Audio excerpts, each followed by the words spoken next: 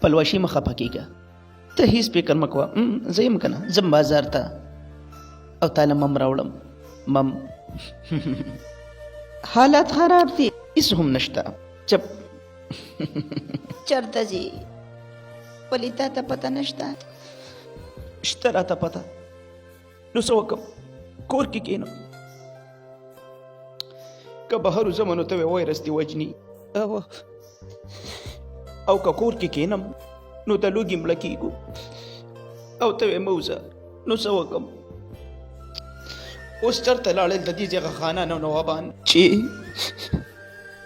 اوټونو غوښتو له بدل ته راتلل؟ دومره د دوی زړه کې رحم نشته چې د یو غریب تپوس وکړي چې په دې سخته کې به زما به غریب رور څه تېرېږي. خو مورې دا دنیا ډېره ظالمه دنیا ده.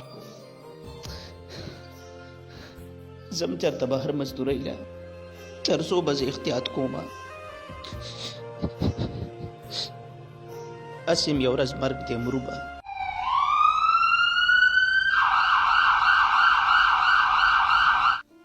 غفوریه خولې پوزې ته ماسک واچوه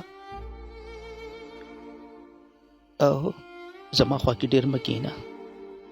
احتیاط ښه شی دی.